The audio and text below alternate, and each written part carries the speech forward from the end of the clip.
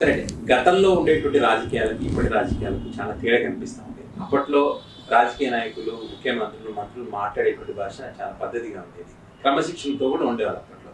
కానీ ఇప్పుడు చూస్తుంటే రాజకీయాలలో భాష చాలా ఇబ్బంది పెడతా ఉంది అవతల వ్యక్తులని. ఇప్పుడు తాజాగా ఆంధ్రప్రదేశ్ అనుకోండి, అక్కడ దగ్గర 6 నెలలుగా వస్తుంది, కానీ కొంచెం తెలంగాణలో కూడా సంవత్సరంగా వస్తుంది. సో ఇక్కడ ఈ రాజకీయ నాయకుల భాష పూర్తిగా మారిపోయిన పరిస్థితి కనిపిస్తుంది. దానివల్ల ఎలాంటి ఇబ్బందులు ఉంటే వాళ్ళు మార్చుకోవాల్సినటువంటి పద్ధతి ఏ రకంగా ఉండాలంటే ఏం చెప్తారు మీరు? గతంలో 2 రాష్ట్రాల్లో కూడా కేసీఆర్ గారి ప్రభుత్వం ఉన్నప్పుడు, జగన్మోహన్ రెడ్డి గారి ప్రభుత్వం ఉన్నప్పుడు ఒక ముతక భాష, లేకపోతే బూతుల భాష కూడా కొంతమంది మినిస్టర్ల స్థాయిలో వాళ్ళు కూడా, మరి ముఖ్యంగా సినిమా వాళ్ళు, కొంతమంది దర్శకులు, లేకపోతే రాసేవాళ్ళు, వాళ్ళకి భాష గురించి ఒక పట్టున్నోళ్ళే. ఎలా అంటే అలా, అంటే చట్టం మా చేతిలో ఉంది, మమ్మల్ని ఇలా మాట్లాడినా కానీ ప్రతిపక్షాలు కేసులు పెట్టే మమ్మల్ని ఎవరు ఏం చెయ్యరు అనే ధోరణిలో వీళ్ళ భాష ఉన్నది అనే విధంగా ప్రజలు అనుకుంటున్నారు. నేను విన్నాను, ప్రజలు ఏంటి ఇలా మాట్లాడుతున్నారు, వీళ్ళ మీద ఏం చర్యలు లేవి అని.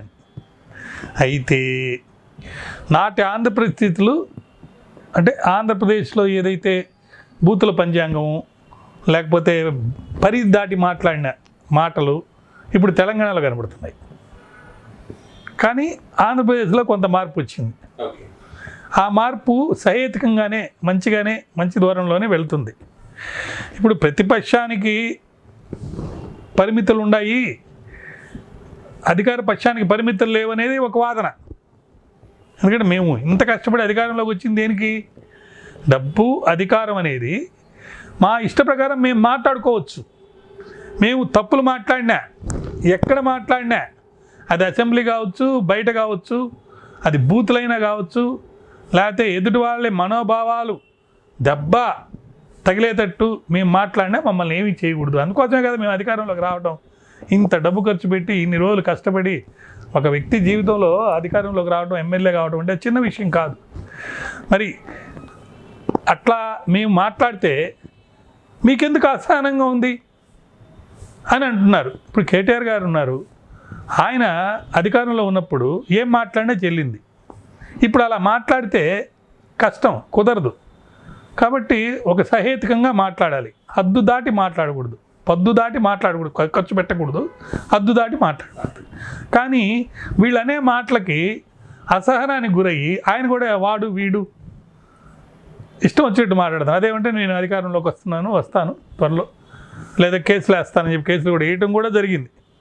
కానీ ఈ అసహనం వల్ల ఏంటంటే చాలా ఇబ్బందికరమైన పరిస్థితి వస్తుంది. ఇప్పుడు అధికారులు కూడా వాడు వీడంటే ఎట్లా?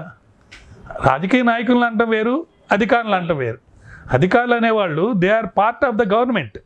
మీరు ఉండొచ్చు, పోవచ్చు, కానీ అధికారుల మటుకు వాళ్ళ యొక్క కర్తవ్యాన్ని వాళ్ళు నెరవేరుస్తూ ఎప్పుడూ ఉంటారు. ఎప్పుడన్నా ఏదైనా కారణం వల్ల సస్పెండ్ చేయొచ్చు, ఏదైనా జరిగి ఉండొచ్చు, కానీ అదర్వైజ్ వాళ్ళు ఎప్పుడూ పవర్లో ఉంటారు కాబట్టి ఎవరు కూడా వాళ్ళని నిందించకూడదు, బూతులు తిట్టకూడదు. ఏదైనా తప్పు చేస్తే విమర్శించండి, క్రమశిక్షణ చర్యలు చేపట్టండి, కోర్టుకు వెళ్ళండి, పనిష్మెంట్ ఇప్పించండి, అవన్నీ చేయొచ్చు. కానీ అధికారులని తిడుతుంటే, అధికారులని బూతులు పెట్టి మాట్లాడుతుంటే ప్రజలు కూడా సహించలేకపోతున్నారు. అలా ఎవరైతే చేశారో వాళ్ళని ఎవరిని కూడా మరి ఎన్నికల్లో గెలవనీయలేదు. కాబట్టి రాజకీయ నాయకులు వాళ్ళు ప్రతిపక్షం వాళ్ళు కావచ్చు, అధికార పక్షం వాళ్ళు కావచ్చు, వాళ్ళ పద ప్రయోగాలు, ముఖ్యంగా వాళ్ళని అధికారుల మీద మాట్లాడే మాటలు సహేతుకంగా ఉండాలి, విమర్శనాత్మకంగా ఉండాలి. అంతేగాని వాళ్ళ స్థాయి దిగజారిపోయి వాళ్ళు మాట్లాడితే, ఇప్పుడు ప్రతిపక్షంలో ఉన్నవాళ్ళు స్థాయి దిగజారిపోయి మాట్లాడితే అధికార పక్షంలో ఉన్న వాళ్ళు ఇంకా ఎక్కువగా మాట్లాడతారు. కాబట్టి ఇద్దరి మధ్యలో పోటీ, అధికార పక్షం వాళ్ళు ప్రతిపక్షాల మధ్యలో పోటీ అనేది విమర్శనాత్మకంగా ప్రతి విమర్శగా ఉండాలి. కానీ నువ్వెంత అంటే నువ్వెంత అనే విధంగా, లేకపోతే పద ప్రయోగాల్ని కంట్రోల్ తప్పి మాట్లాడటం ఇలా ఉండకూడదు. వాళ్ళ హుందాతనాన్ని వాళ్ళు ప్రకటించుకోవాలి. ఏదైనా భావనలు చెప్పేటప్పుడు మాట పొరపాటు కనుక అంటే అది సరిదిద్దుకోవటం, మళ్ళీ చెప్పుకోవడం, అయ్యా ఇదిగో ఇది తప్పు అయిపోయిందని చెప్పి చెప్పాల్సిన పరిస్థితి ఎంతైనా ఉంది. ఇప్పుడు అందులో మా పాలనలో సంవత్సరం ఈ పథకాలు మేము చేశాము, మేము విజయవంతంగా మేము చెప్పిన హామీలన్నీ అమలు చేపాము అనేటప్పుడు వాళ్ళు గతంలో ఉండగా ఈ చేయలేకపోయారని చెప్పడం వేరు, వాళ్ళని బూతులు తిడుతూ చెప్పడం వేరు.